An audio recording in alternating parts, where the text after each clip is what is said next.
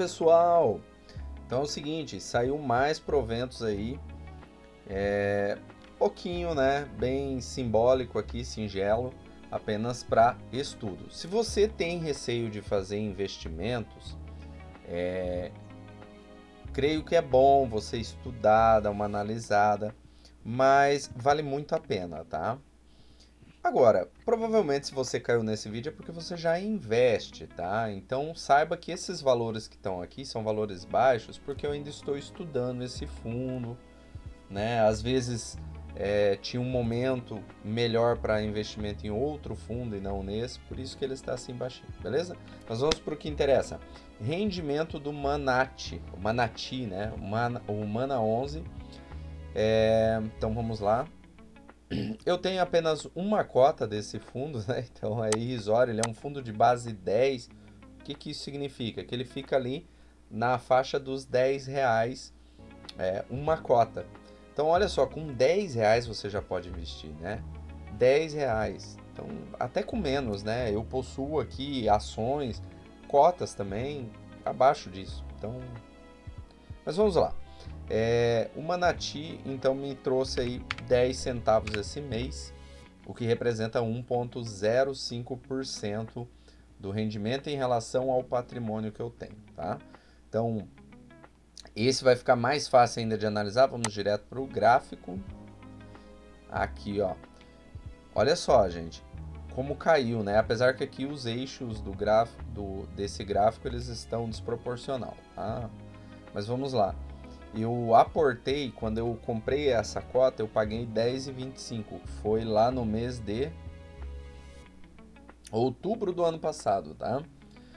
E desde então ela sofre muitas quedas. Teve aqui tentou respirar um pouquinho, mas não adiantou.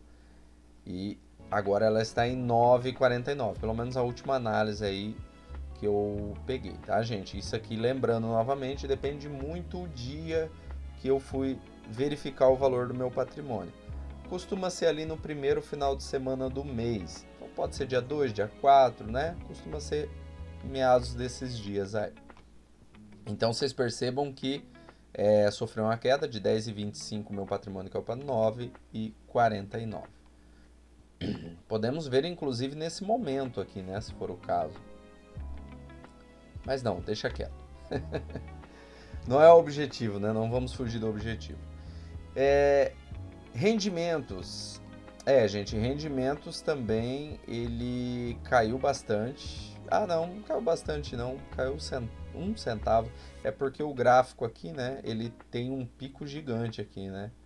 Ó, então o rendimento era de 12, depois caiu para 11, subiu para 12, 11 e agora está em 10 centavos. Então, 2 centavos de diferença, porém lembrando, isso porque eu tenho uma cota.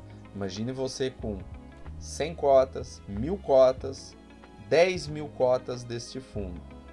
Então, vale lembrar, né? Porque às vezes eu coloco aqui para vocês um rendimento bom, que está com uma projeção boa, e eu sempre faço essa reflexão, né, comigo.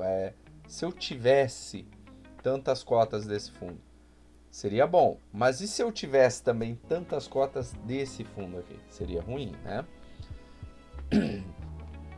A representatividade do percentual aqui, tá? Lembrando que o percentual não é a nossa análise principal, tá? Então a gente tem que tomar muito cuidado ao analisar com o percentual. Então ele está acima aí, né? Esse mês 1,05, mês anterior sempre esteve acima, né? 1,12, ó, chegou a ser 1,25. Por quê? Esse 1,25 aqui, ó, mês de junho. Se nós pegarmos aqui o meu patrimônio no mês de junho, ele caiu, né? Ele estava 9,63 e a minha rentabilidade estava mais alta, né? Estava ali ainda 11 centavos. Então isso traz um percentual alto. É como eu falo, eu prefiro que o meu percentual esteja baixo, mas que a minha rentabilidade, né, o rendimento que esse fundo me dá, seja alto e o patrimônio dele também seja alto, né? Do que eu ter um patrimônio alto e um rendimento baixo, ou um rendimento alto e um patrimônio alto, tá? Enfim, esse fundo aqui provavelmente é de papel, é híbrido, né? É híbrido, é um fundo híbrido. Meu, está ótimo. Mesmo ele sendo híbrido, provavelmente ele deve ter mais de papel do que de tijolo. Deduzo, tá? Eu não lembro, tem tantos fundos, tantas cotas, a gente fica vendo tantos, de cabeça eu não sei, tá? O meu interesse na época era manter, e agora eu não sei se o meu interesse é investir, porque ele está baixo, né? Vocês perceberam que ele está baixo. A gente tem que comprar na baixa, se for o caso de vender, que não é o meu caso, eu pretendo adquirir buy hold, né? Então, mas se for vender, vender na alta. Então tem gente que pensa o inverso, vê aqui, nossa, mas o fundo está caindo. Então agora é hora de eu vender porque eu não quero ficar nesse fundo. Não é o caso aqui, tá? E lembrando, essa análise é apenas desse gráfico de uma cota que eu adquiri lá no ano passado. Então do ano passado para cá foi isso que esse foi o caminho que percorreu esse fundo. Agora eu vou analisar ele com mais calma, ver o que está acontecendo para fazer um investimento nele, se for o caso, tá? Então o meu interesse é investir, tá bom? Mas eu ainda tenho que analisar ele com cautela. Por que que é investir? Porque é fundo híbrido. Vou mostrar para vocês, já mostrei em outro vídeo aqui, mas caso você não tenha visto.